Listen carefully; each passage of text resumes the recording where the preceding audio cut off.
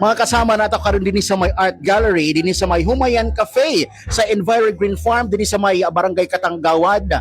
Tumong mga kasama sa art gallery mao ang ma-showcase ang mga nagkadaiyang obra sa mga artists, local artists mga kasama sa nasud Pilipinas.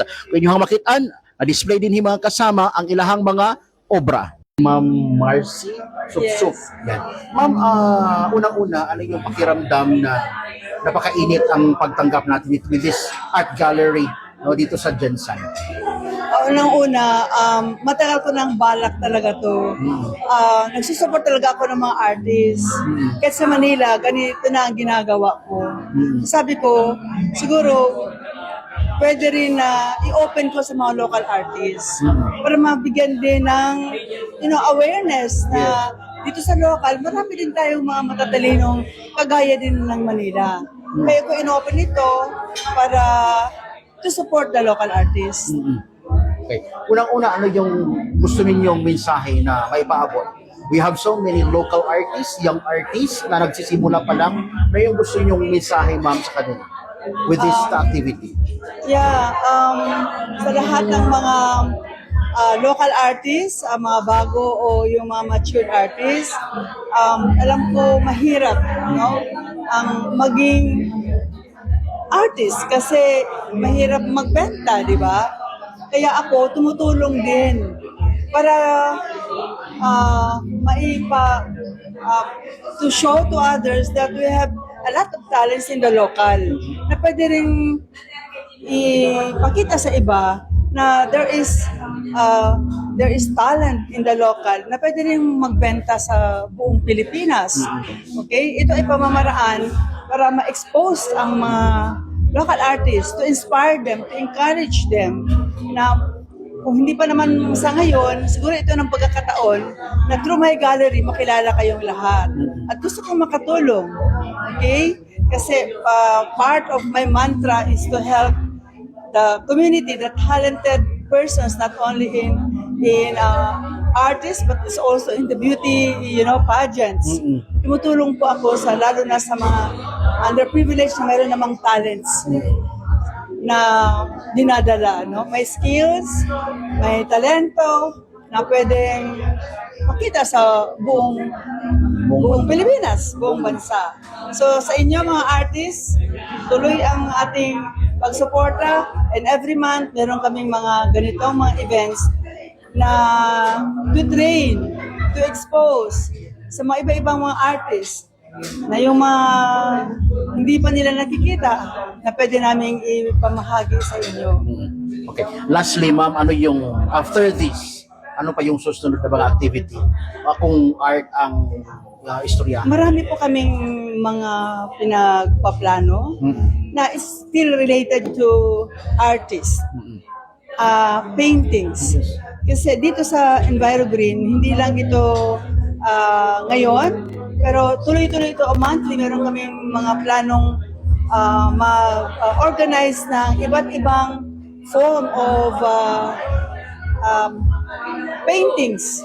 Siguro in a form of like paints on t-shirts, paints on mugs, paints on pots for flowering, and iba't ibang pwedeng maganap. Pag-uusapan po namin sa local artists anong pwedeng pang gawin. Pero ako po open. Maraming mga opportunities, maraming possibilities na pwede natin gawin dito sa local, lalo na dito sa Shamsis Art Gallery. Home of the champion talagang Jensen. Opo. Maraming matalino sa Jensen. The home of the champion. Maraming salamat po.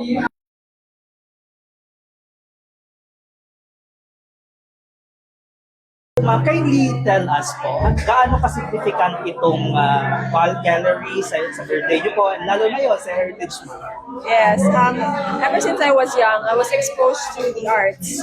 And growing up, my mom saw my talent and my passion for art. And so actually, when I was in high school, my mom enrolled me in different workshops where I got to meet a lot of artists, Filipino artists. And then namin nakita na, wow, ang dami palang mga talented artists in the Philippines, and many of them don't have the right support. So at the age of 14, we put up our first ever Shamsi gallery. Yes, so kilala ko na some of the artists here like sila Kuya Bal, sila Kuya Lawrence, and many more artists na we help to showcase their works to the public para makita yung mga obra nila. And also, when I was working with them, we did a lot of art workshops for kids. And ako din mismo, I started to paint. And I did my first art exhibit second year high school where I sold all of my paintings.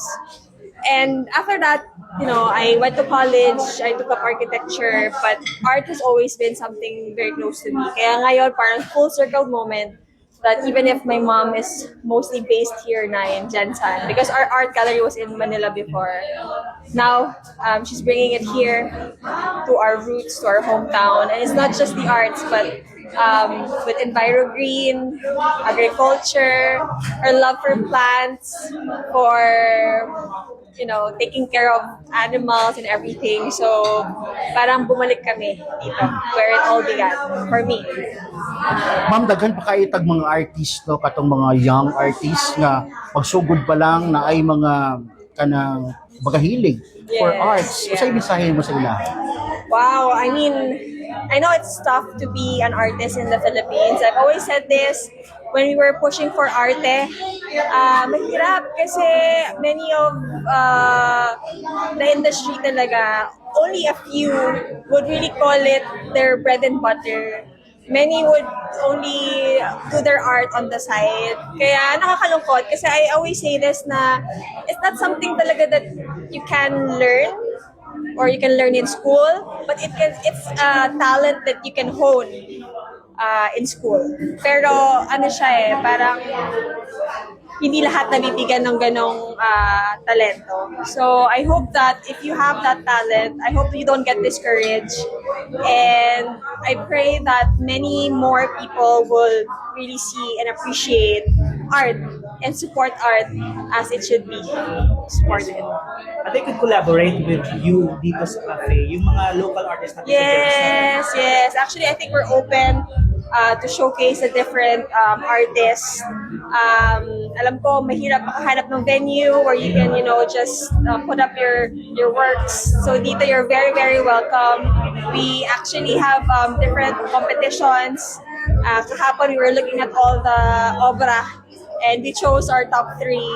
So I think it's a good way also to expose yourself, to meet your fellow artists, kasi you learn so much from talking to them and seeing their work. Actually, I'm so inspired every time I get to meet and talk to the different artists kasi iba-iba ng style and marami ding methods that they can share with you.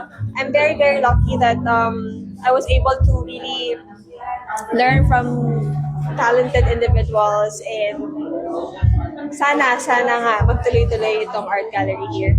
Baka meron pa po kayong gustong i-promote outside this? Yes, ayun na. I hope that everyone, not just in Jensan, mga kababayan ko, but everybody who comes to Jensan, we're not just about tuna.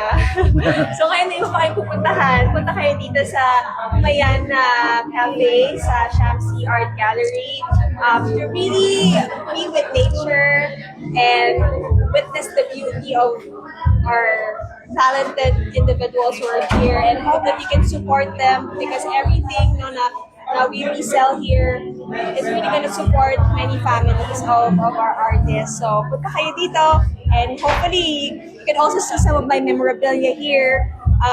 Lahat nung ginamit ko nung pageant journey ko, my gowns, even my wedding gown is here. So if you wanna see those, come to Mayan Cafe at Shamsi Art Gallery. We're here in Katanggawan. So i-search nyo na lang, makikita nyo na yan sa Google Map. Yes. Thank you.